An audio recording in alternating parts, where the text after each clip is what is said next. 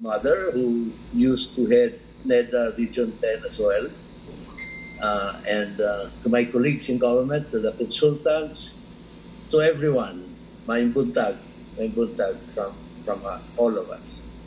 You know, history is always a very uh, useful and important teacher. And of course, we all know that Misamis used to be one province, and so was Davao, so was Cotabato, so was Zamboanga. These were the key provinces of Mindanao then. And now we have more or less 30 provinces. What used to be the province of Misamis is now Northern Mindanao region, plus Lanao del Sur.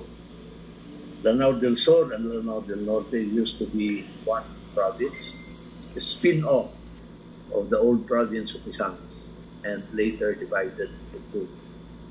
You know, when I ran for mayor Cagayan de Oro in 2013, as my third and final term as governor of Misamis was about to end, I looked at the bigger picture, and I felt that helping Cagayan de Oro would allow me to help the bigger picture. Given the special role of Cagayan de Oro, the convergent city, the trading hub, the trading center, the education center, the hospital center, the transport hub, logistics hub, and the center of the region. And of course, the idea of metropolitan Cagayan de Oro was a necessary, a consequential byproduct of that. And I would like to thank NEDA Popo. Thank you very much. This is your baby, and 20 years from now, I hope you'd still be able to see the fruition of this undertaking. And I have always been fascinated by the growth by the Northern Mindanao region. You know, in the past, Taraga used to be part of Northern Mindanao region. And my mother was a regional supervisor for music, going all the way to to Surigao del Sur, etc. So the Iligan-Cagayan-Butuan corridor has always been in my mind. I grew up in the province of Misamis Oriental, in the town of Balingasa. And of course, the corridor has always been in our minds. So this is, of course, a dream. And I think we can do it. We can do it. As governor, I have always looked at the things that we can do together, the advantages of Misamis Oriental, including, of course, the port facility, the PBDEC, and of course the airport that was then being constructed. And now we're looking at the metropolitan CDO, but eventually I think it will be Iligan-Cagayan-Butuan corridor. And it's very exciting, and of course very challenging as well. The most difficult challenge, ironically, is politics, especially if you have officials who are looking at the turf issue as a very important issue. That is why, among us in politics, it's very important to realize that teamwork and harmony should be the name of the game. In this difficult time, the pandemic is teaching us one thing that I hope we can carry on beyond, even beyond, and more so beyond the pandemic, and that is teamwork. teamwork and bayanihan. No, the pandemic is teaching us that we can be safe. We can be safe, but if others are not, then we can be infected. No one is safe alone. Infection is something that is bound to happen. So you want to be safe, you make others safe as well. So and that is what growth should also be. You want to grow, make others grow as well. And so I'd like again to thank NEDA. USAID also has helped us.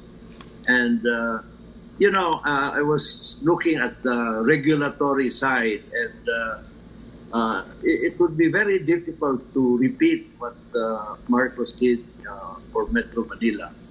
You need martial law, and if we were to go through the statute process, lawmaking process, it will be very difficult. I have experienced that. I only had 2 terms in Congress, and I did not pursue my 3rd term. Given that there are many things that may not be possible to do in that kind of environment. No? So instead of a regulatory framework that is designed by statute, I think what we can do is a framework that is designed by a common mission. A common mission for the growth shared by everyone. A common mission that realizes that we cannot prosper alone. A common mission that where we realize that we cannot attain our objectives, our dreams alone. We must help each other. And by helping each other, teamwork is achieved. There are many things that we can do that are impossible to do by our doing it alone. So, nagkakaroon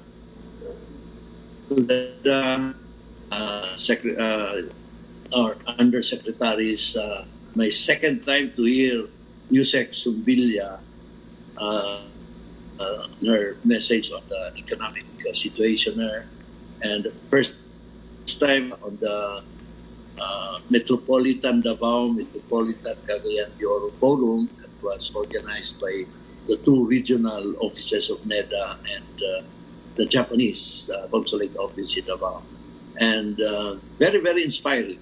Of course, we realize that the problem is still here, and problem can be very difficult to overcome, but together we can achieve our dreams. No? Of course, there are many other problems now that are very, very demanding. The COVID, the vaccination, but we are showing that if we work together, we can achieve really. The vaccination is a very difficult challenge. I have always emphasized that the vaccination program is the easiest to criticize and the most difficult to implement. But if we cooperate with each other, if we help each other, we can solve it. And of course, we know that Cagayan de Oro Region 10 are doing well in the vaccination rollout. But of course, success also breeds expectations and more challenges. But we'll just have to level up. We want to be Metropolitan Cagayan de Oro. We must level up and think beyond ourselves, think beyond our territories, and realize that dreams can indeed come true. Thank you, everyone. Thank you, and good luck to the old province of Misamis getting its proper place in the sun. Thank you. Thank you very much, Mayor Moreno.